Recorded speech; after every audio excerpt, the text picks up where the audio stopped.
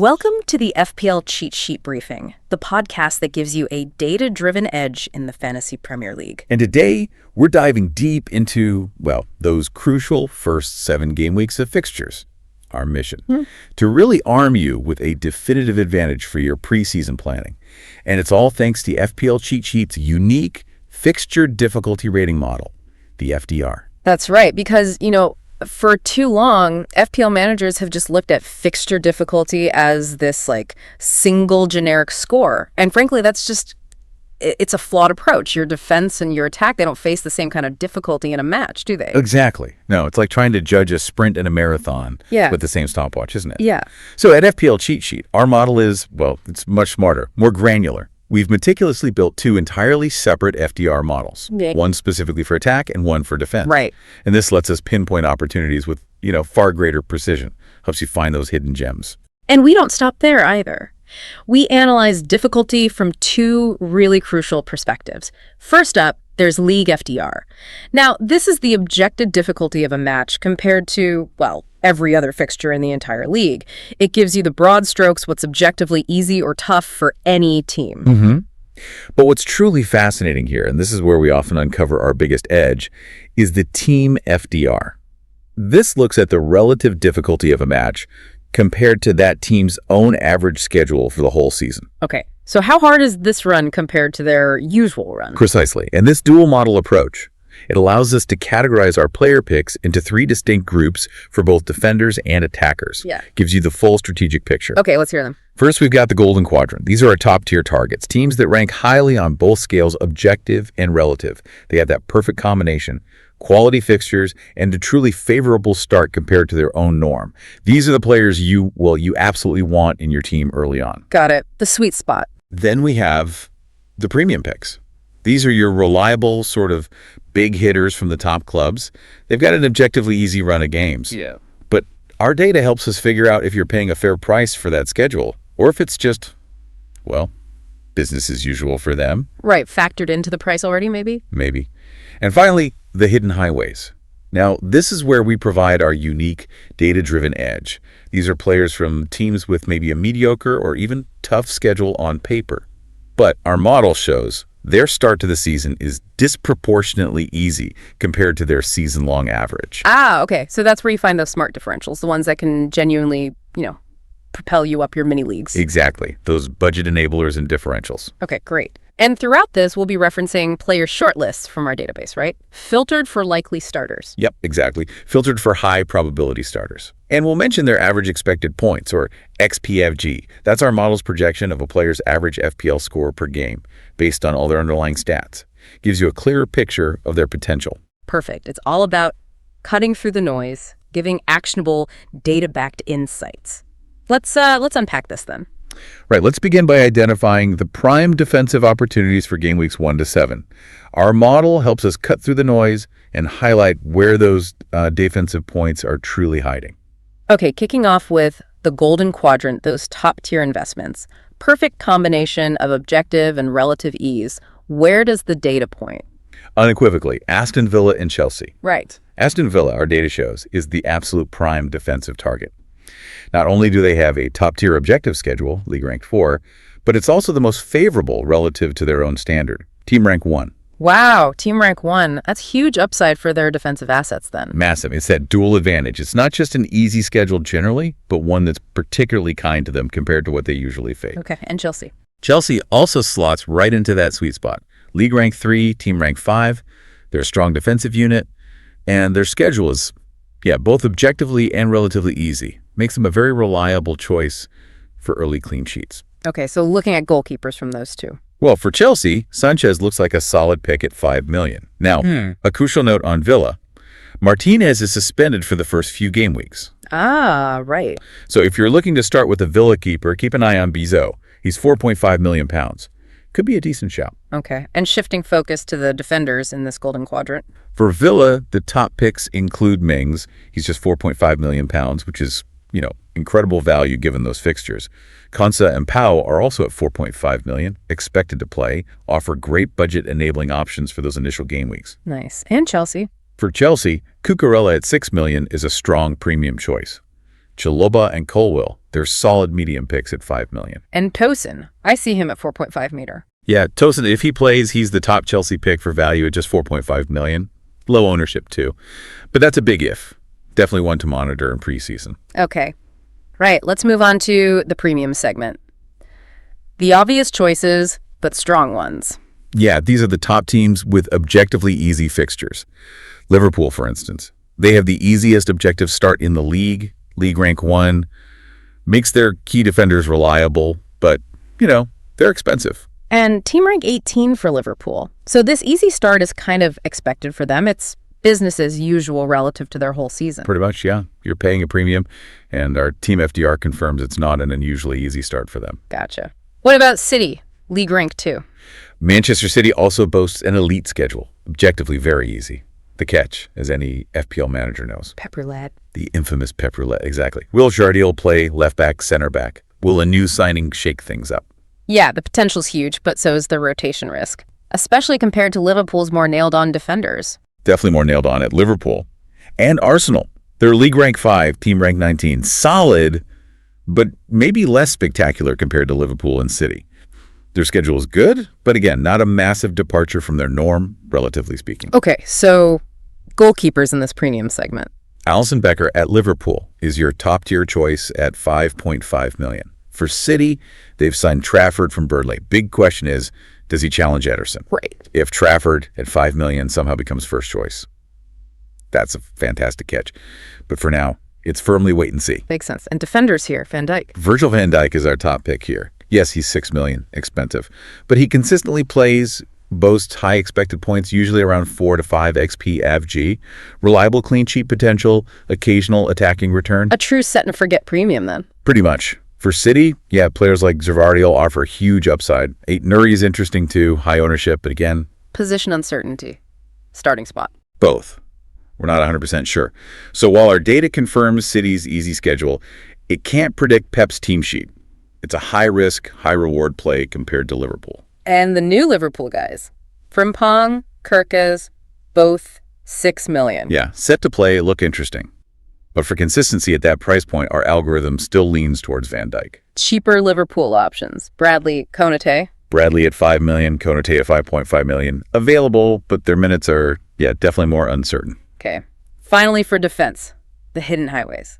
Our unique edge, the smart differentials. Exactly. These teams might have a tough season overall, but our model shows they've got a disproportionately gentle start. This is where savvy managers find those budget enablers. Sunderland jumps out, newly promoted, league rank 18, but team rank 2. Yeah, a dream start relative to their overall schedule. Yeah. Perfect source for a budget-friendly rotating defender. Spurs too. League rank 7 isn't bad, but team rank 3 is very good relatively. Exactly. Their defense isn't typically premium, but that start gives assets like Porro a massive initial advantage. And Everton, league rank 16, team rank 4. Another whose start is much easier than their season average. Good early value picks there. Definitely. In goal for these hidden highways, Pickford from Everton is good, consistent XP AVG around 4, but pricey at 5.5 million. Cheaper. Vicario at Spurs. Vicario, yeah, 5 billion. XP AVG more around 3 though. For maybe a second keeper, Sunderland's Patterson at 4.5 million could work. Similar expected points to Vicario. But will Patterson start? Or Roofs? That's the crucial question, needs confirmation. Right. Defenders in this segment. Tarkowski, Branthwaite, Porro, all 5.5 million. Yep, those are the slightly more premium options from Everton and Spurs. Strong potential given the fixtures. Cheaper picks. Cheaper, around 5 million. You got Romero and Spurs, or maybe O'Brien or Michaelenko and Everton. And the real budget bin, 4.5 million. Any gems in Spurs? Could be. Spence, Udogie, Van de Ven, all 4.5 million. But the question, as always, is who will play. If one of them nails down a starting spot, they are a must-have at that price. Definitely worth watching preseason. What about Sunderland for budget defenders? For a rotational player, Ballard's there at 4.5 million. Or even Reinildo at just 4 million pounds. A million, wow. Yeah, perfect. Maybe as a fifth defender, bench fodder mostly, but you could potentially use him, say, against Burnley in game week 2. But the best 4.5 meter pick. According to our data model, the Sunderland right back Hume. Best expected points average in that bracket for them. So for Sunderland, go Hume if you have 4.5 million, or save the cash and get Reynaldo at 4 million. Okay, great defensive breakdown. Let's switch to attack. Right. Now let's turn our attention to the attacking opportunities, midfielders, and forwards. Here we're looking for teams facing objectively weak defenses and teams whose schedule is significantly easier than their own baseline. This should reveal who's most likely to deliver those explosive points right from the start. Okay, kicking us off again with the golden quadrant for attack. High ranks on both objective and relative scales. Highest potential ceiling. Who stands out? Aston Villa and Nottingham Forest. Villa again. Villa, again. Just like their defense, Villa is our standout recommendation for attack. League rank 4, team rank 2. Top-tier attacking schedule and one of the most favorable relative starts. Their key attackers are prime targets.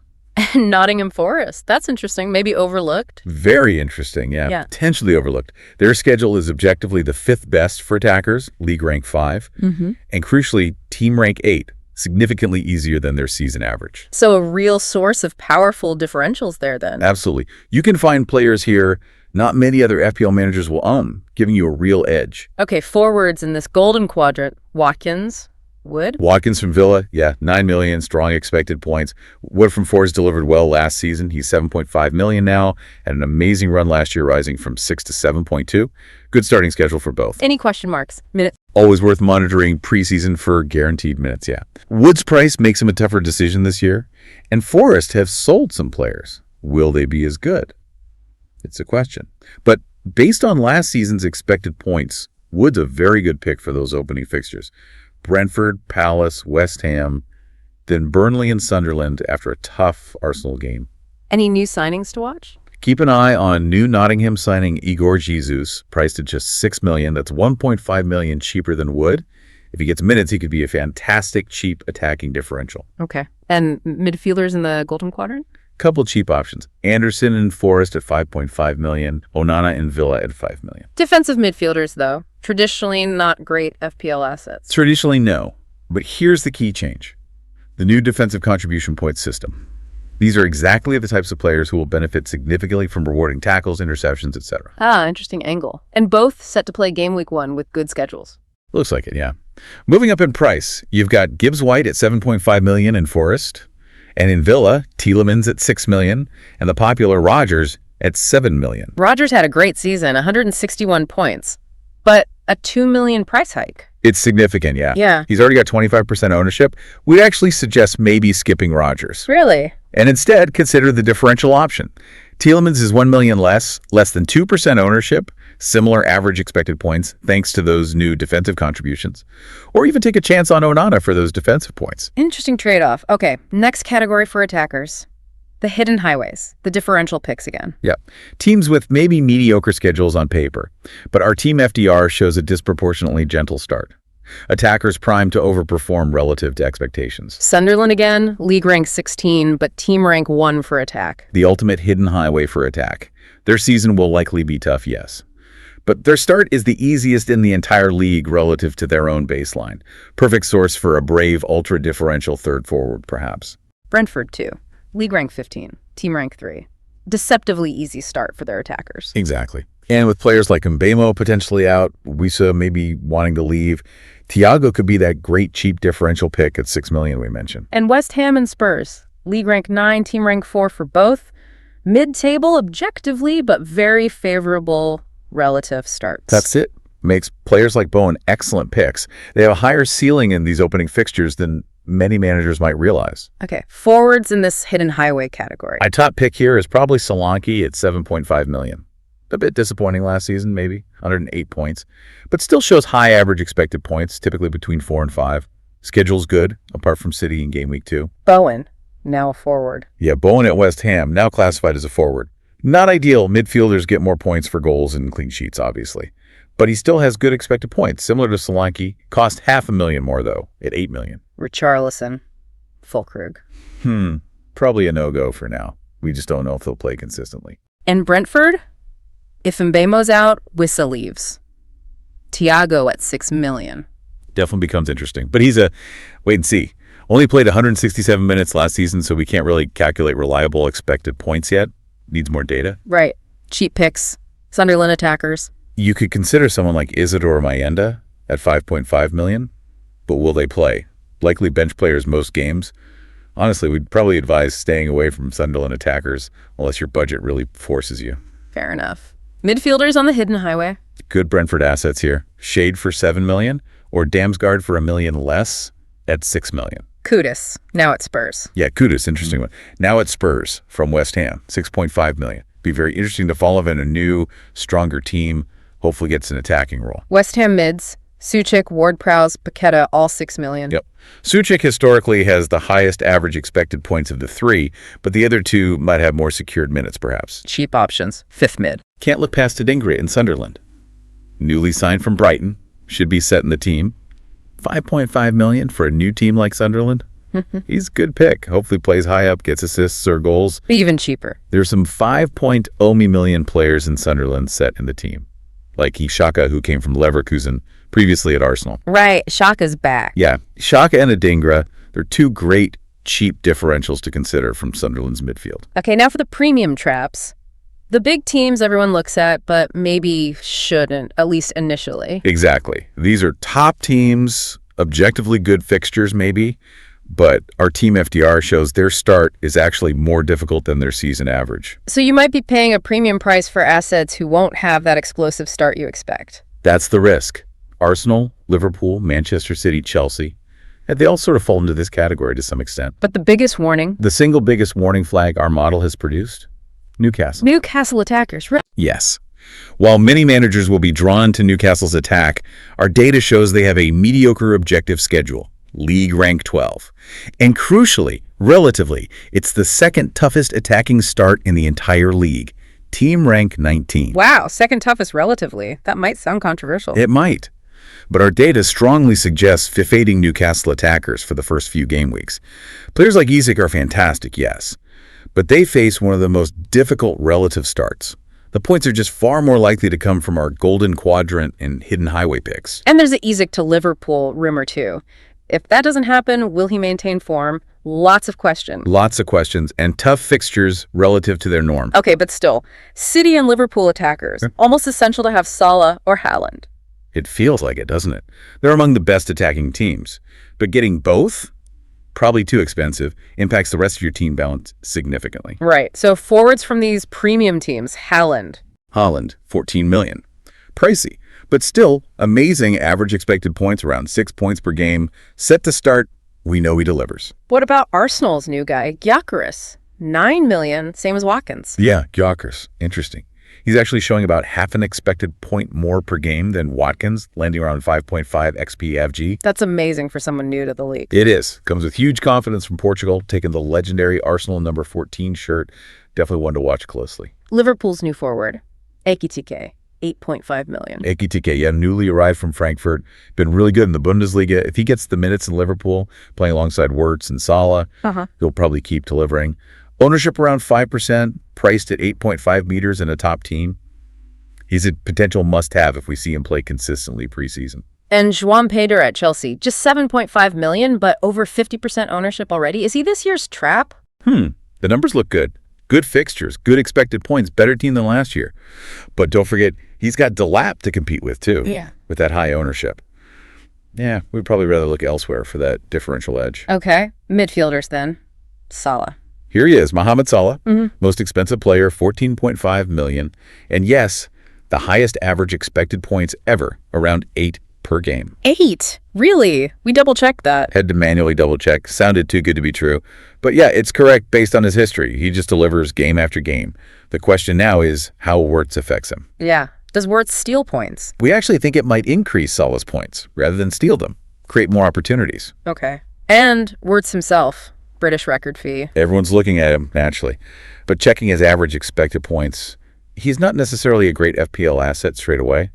Ownership over 30% already makes him a real no-go for us initially. Why is that? Looks cheap at 8.5 meter. Looks cheap, yeah. And he has big influence in build-up play.